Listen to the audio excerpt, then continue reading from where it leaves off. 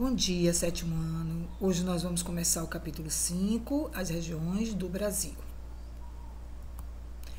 Bom, aí estão as regiões como elas são hoje: Norte, Nordeste, Centro-Oeste, Sudeste e Sul.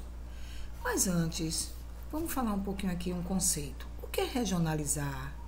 É fazer uma divisão de terras, certo? Sim, correto. Mas é à toa? Não. É preciso se utilizar critérios específicos.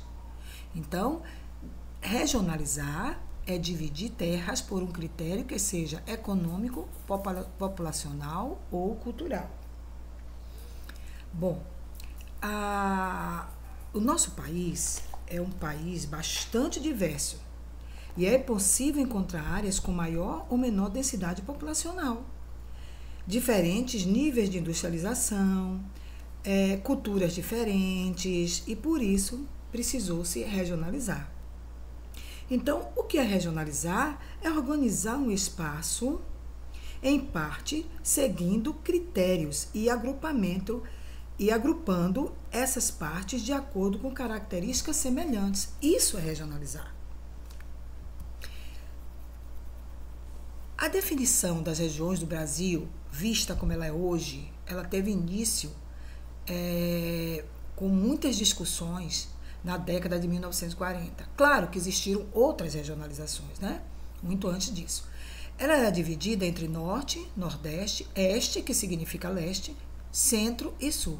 E a disposição das unidades de federação estavam diferentes, assim como algumas ainda não existiam até então.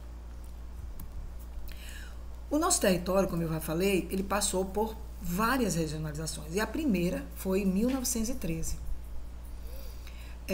Essa proposta, ela usou as características econômicas, culturais, físicas e sociais dos estados. Olha ela aqui, tá? Ficou assim: setentrional, norte, oriental e meridional. A regionalização atual é de 1970, que foi adaptada em 1990, em razão das alterações que aconteceram na nossa Constituição de 1988. O órgão que é responsável por essa regionalização, por essa divisão, é o IBGE, que significa Instituto Brasileiro de Geografia e Estatística. Bom, como é que está atualmente as regiões do nosso Brasil? O território brasileiro, como eu já falei, ele passou por várias mudanças. Territórios foram anexados, compra de território, como foi o caso do Acre, né? Então sofreu várias modificações. Em 1970, constituiu-se a divisão regional como é encontrada nos dias atuais, entre Centro-Oeste, Nordeste, Norte, Sudeste e Sul, com a atual disposição das unidades de federação. Quais foram os principais fatores utilizados para a atual divisão? Foram as características naturais, sociais e econômicas, mesmo não sendo os condicionantes específicos para limitar essas regiões.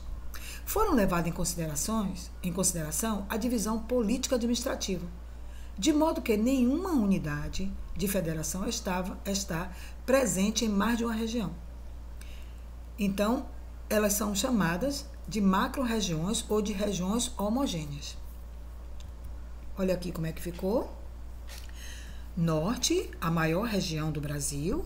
Nordeste, a que tem mais estados. A Centro-Oeste, a nossa região onde consta a nosso agronegócio, né? Forte, o maior cultivo de soja. Sudeste, a mais industrializada, a mais populosa, e a Sul, a menorzinha, porém muito desenvolvida, o maior IDH do Brasil, além de ser a segunda mais industrializada.